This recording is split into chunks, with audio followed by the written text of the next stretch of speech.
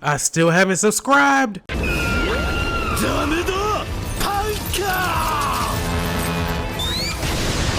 You fool.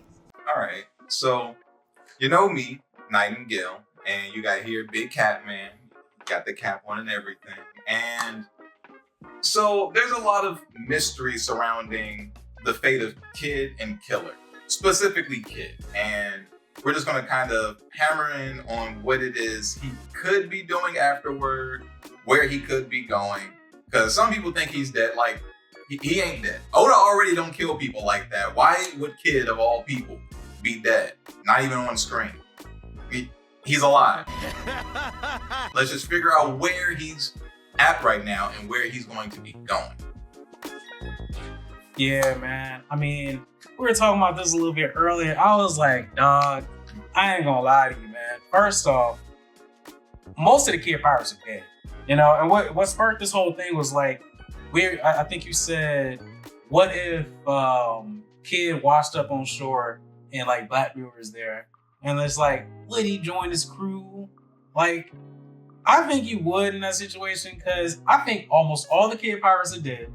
I think the only ones that might be alive, for sure, I know Kid's alive. For sure, I think Killer's alive, because Killer had too much of an arc. Yeah. It wouldn't be for no reason. But everybody else, I think you said it was two other main Kid pirates. Because in Kid's crew, for those who don't know, Kid's crew is comprised of like all the gangs from where he was, and the four leaders of these gangs were him, Killer, Wire, and Heat. I think those four are good.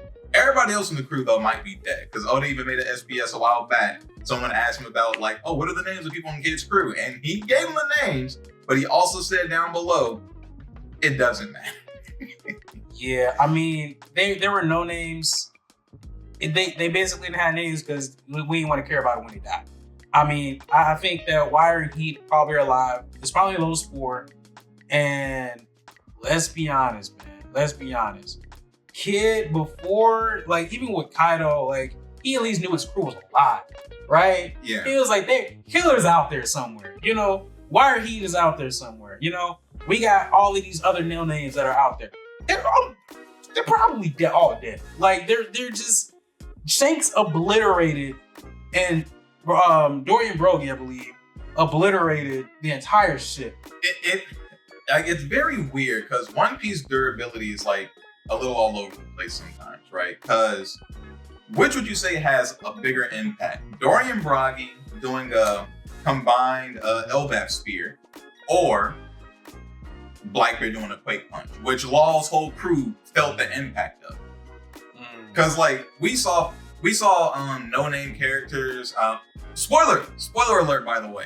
We saw no-name characters on Full Lead Island when Garp shows up survive Galaxy Impact. So if Garp is doing Galaxy Impact and you got Fodder getting up with lumps on their head like, oh, Garp Hero the Marines is here. I don't think Dorian Broggie can like kill all of Kid's pirates. Like, the ship got blown up, it's like, okay, but they probably in the water. It's very hard to die in One Piece, but then again, Oda kind of picks and chooses when people can die. Like, Ashura Doji blew up. He died. All right. But I gotta say, like, on Impact, right? On Impact, a lot of people just die. There's no, I don't think, if it's doing that to a ship, like, this is a he made it very far into the New World. Yeah, Emperor level ship. It has to at least be on par with, like, I won't say Emperor level ship.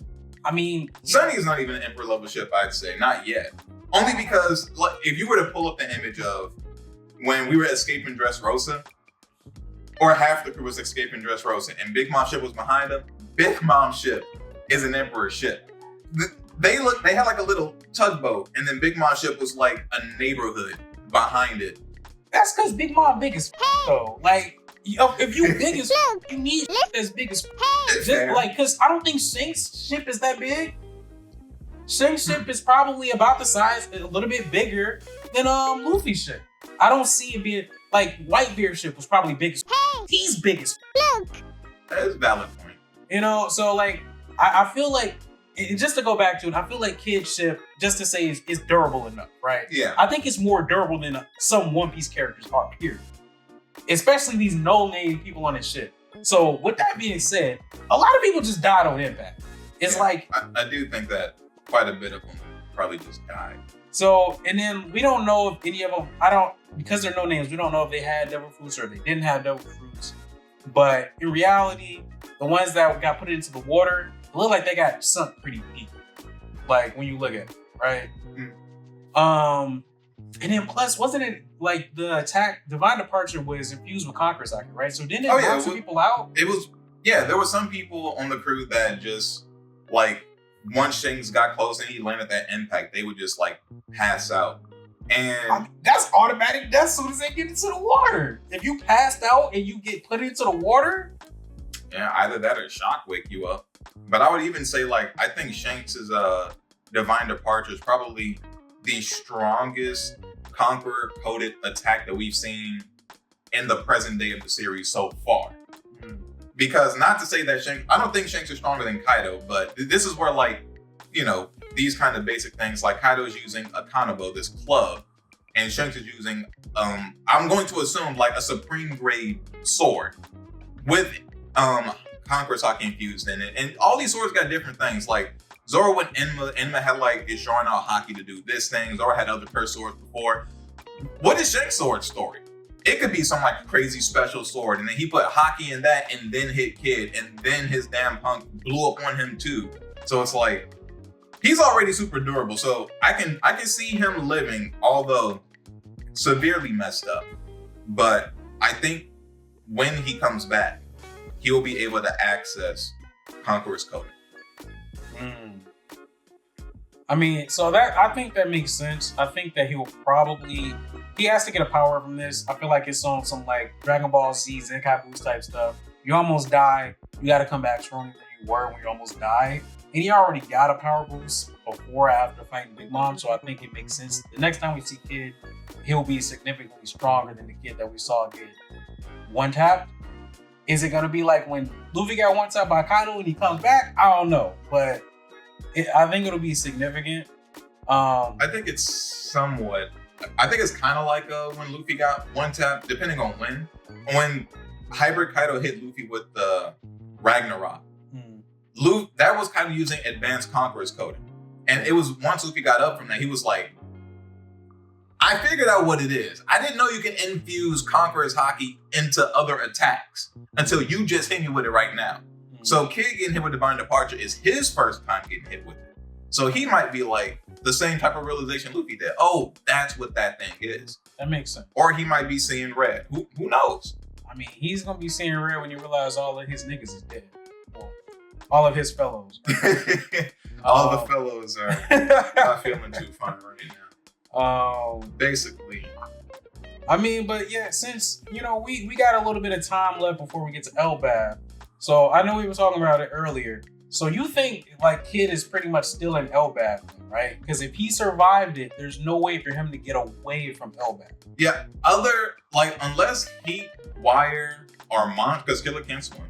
So unless Heat and Wire are just monsters and they can like, I got the captain, you got vice captain. We just one arm rowing all the way to Winter Island, wherever the freak. The closest place for them to like bring their captain and vice captain would be to a shore of Elbaf because they were right outside the shore. That would be the closest place to just kind of wash up on the beach or something there. And if they can do that, since Blackbeard's had his hand in like every single pot in the entire series, this dude's at Winter Island. He's at Full of Lead taking stuff. He's at Egghead making plays. I would not be surprised if he's at Elbaf too. Because at the end of the day, we saw Blackbeard, when we saw Blackbeard with Kobe, like trying to decide what to do with him, that was like kind of like a past tense thing. The last thing we saw Blackbeard do was take the stuff from Law and then he dipped. But we don't know where he went after that. His crew dealt with Garp. His crew went to Egghead and took Saturn, technically.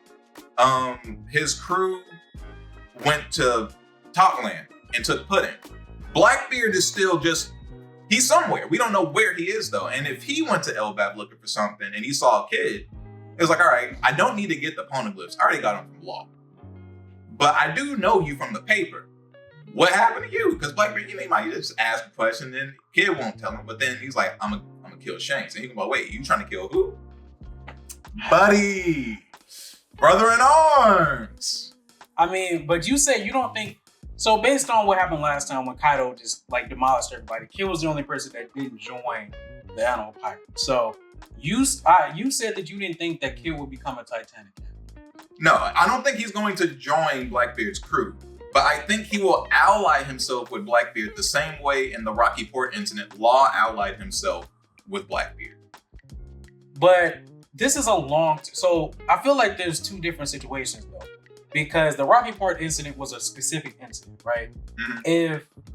I don't think Shank's still in Elbaf. No, he's not. So, he's somewhere. But whatever the case may be, because we don't know Kid's full backstory, Shanks is his end goal. It's been his end goal since like the beginning of the time skip. So that's my point, though. That was an incident. The Rocky Port incident was one incident. This is a long-term goal, right? So if he's allied with them to that extent, that means he's going to be on their ship, going with them places like for an extended period of time. He will have to be on their ship because he ain't got one. He ain't got no ship, bro. He barely got himself. So I feel like at that point, maybe it's something like we saw before when Law was with Luffy for like... Law was with Luffy for a minute, right? Like in real time, wasn't it like 2 years or something? Like all the way, he was with them through Dressrosa, but like it was like, I mean, if we're talking real time, I don't think we can talk real time. It was probably about a decade. For like a decade, he was on that ship. But like he was with them on the ship for like extended periods of time, but he was never part of the. I feel what you're saying. So you're saying it would be more of a situation like that. Yes. Like Kid gonna be on the ship. He gonna be talking with them. He gonna be eating with them. Like, well, no Diddy. He gonna be sleeping with them. What do you mean by that? No. But all of that. So he's gonna be like a carrot or a Law for the Straw Hat crew. But he's also gonna. I think if Kid is with them at that point, it's almost like what made it so awkward for Law to be there. It was like, how strong is Law in comparison? Like if he were to join the Straw Hats, like because he was there for so long, right? Law would automatically be like first commander level. No, Law. So this might be a little controversial, but judging by the statements that were had, judging by the conversation between Kid and Law when they were fighting Big Mom, and Kid asked Law like, "You awakened your powers, right?" And Law's like, "Yeah, I awakened them. It's just hard for me to use it in combat. So if I use it, I'm going to like deplete myself." The Kid's like, "Yeah, same here." So before they got to Wano, wherever the case may be, they were already awakened. So if Law was already awakened, which I believe he was, he would be the strongest on that ship. I mean, but so how long? I don't remember, but like I feel like there's a decent amount of time between Dressrosa and Wano. Yeah, there's a decent amount of time because there's a whole arc. So he would have had to have done it between that time because he didn't have awakening against Dofi. Well, here's the thing. I made a video before talking about it, and it was essentially like we don't know. He could have, but a lot of one big thing that it kind of like gets skipped over when people talk about Law and Dressrosa is that all of that took place. Not only less than a day, but that took place like within a span of maybe like 5 hours, that whole arc.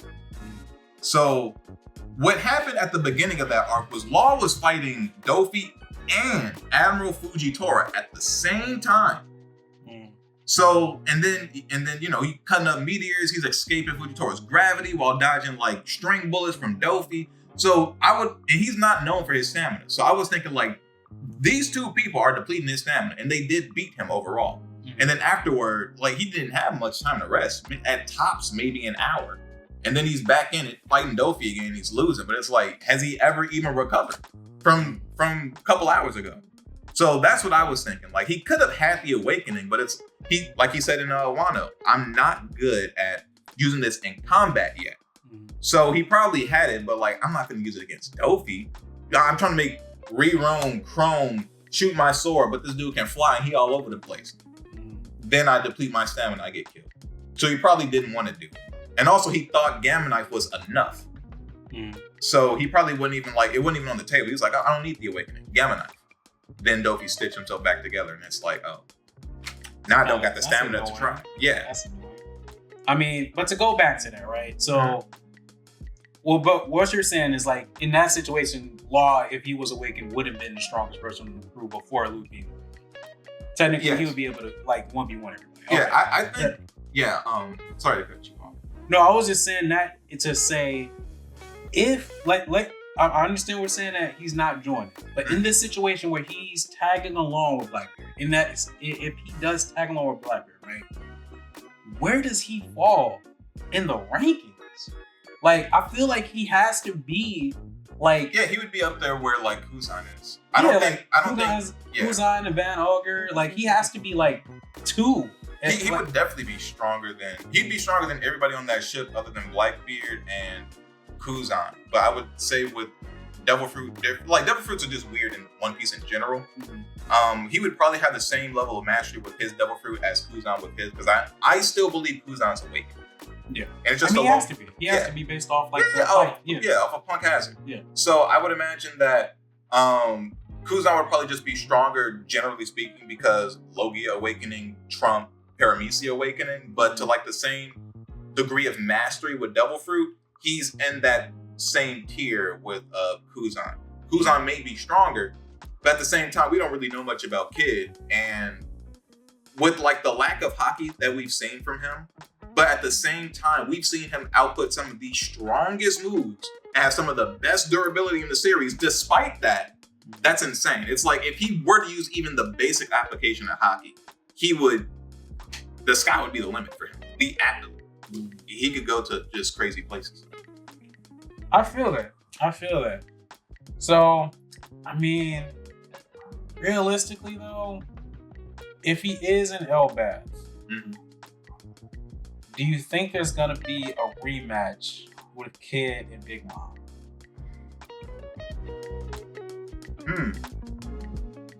Because I feel like they got beef now. I feel like they got real beef now, and I think that it's highly likely we're gonna see Kid again in Elbaf. I think that if we don't see Kid in Elbaf, that's not a good sign, quite honestly.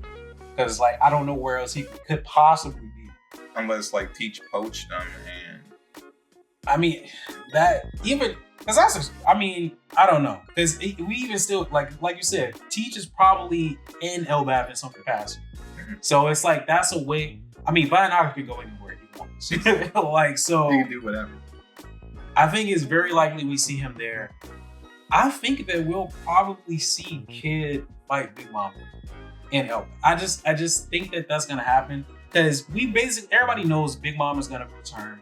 Yeah, she's gonna be in Elbaf for sure. That's gonna be like that was what everybody thinks she's gonna be. Yeah, like her kind of closure arc. To her character arc, right? So it could be that she could like revisit a fight with Kid because they do got real. Like her main beef was with Luffy, but due to the way Kid his attack was the finishing thing that got her out of here. So now Kid is like that imprint on her mind. Like, all right, I'm taking that dude down. So it's like a toss up between him and Luffy. Whichever one she sees first, it's red. It would probably be more so Kid because it's like Luffy. He didn't take anything, but he made the world think that he took something from me, which he did. He took the opponent.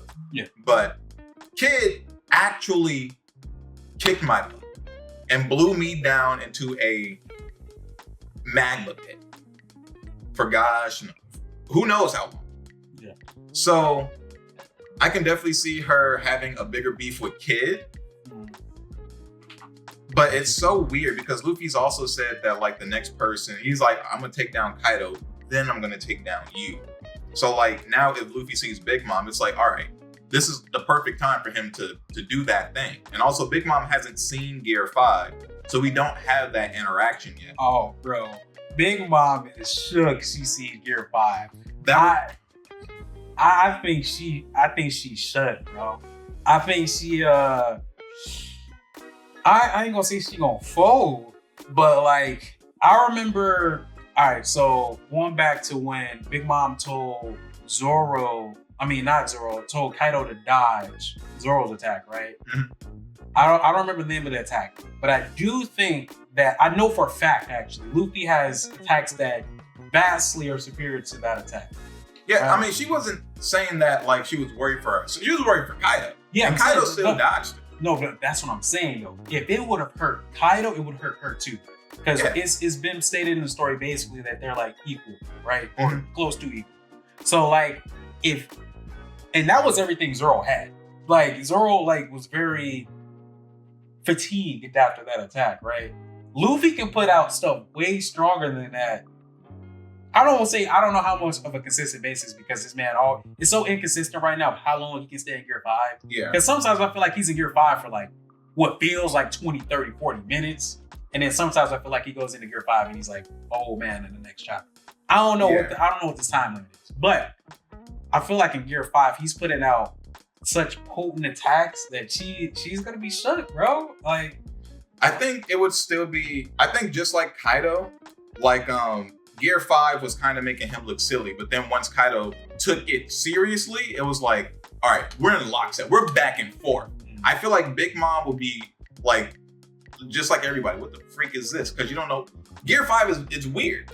It's absolutely weird. You don't know what's going on. It's wacky. So I feel like after seeing that for a little bit, she'll get adjusted, and then they'll have like, they can go into lockstep. Because I don't think we've seen Big Mom at her peak. No, I don't. I mean, because realistically, right? How long do you think Big Mom can live? Taking other people's souls. I mean, Dr. Correct has like 139. Don't giants already live long? Giants already live longer than normal people. Yeah, giants live, I think, in One Piece to either 200 or 300. Well, Dorian broke it off for 100 years.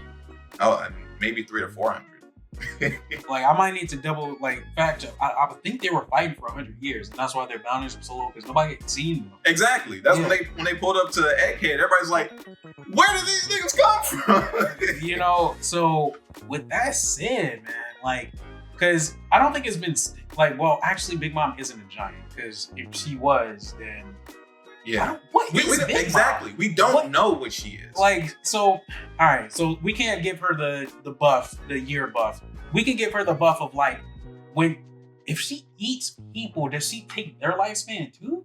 I would imagine so, because you can take other people. She can eat her own lifespan, so I could imagine she could eat other people's lifespan. So I know she can eat other people's lifespan, but when she ate all of her family members, right? Did she take their lifespans too because of that? With the devil? Because she absorbed the devil fruit.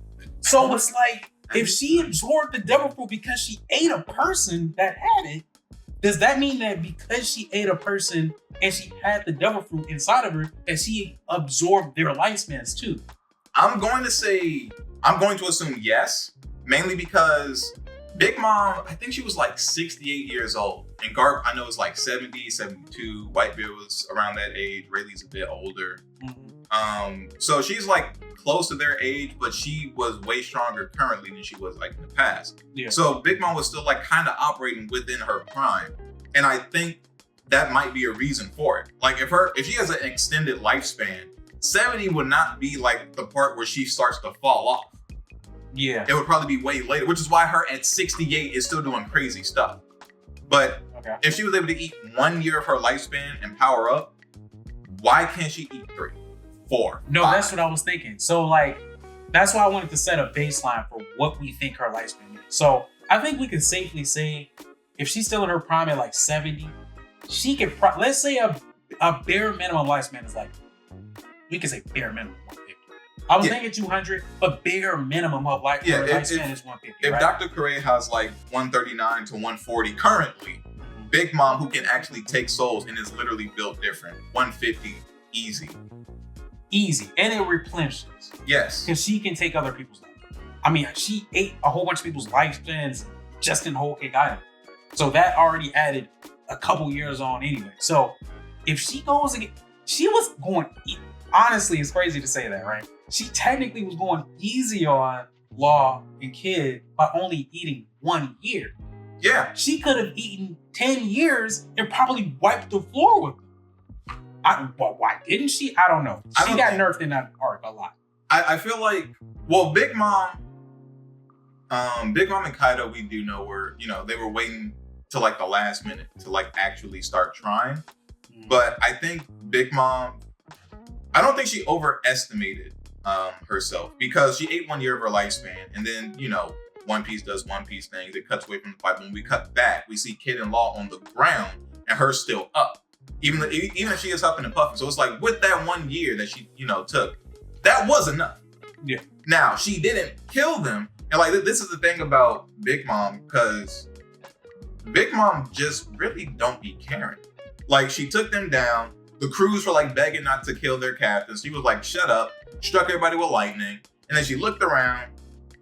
I wonder what Luffy's doing. Let me see if Kaido's finishing. And she turned around and left. Like, she knew that they weren't dead, but for some reason she did not want to kill them.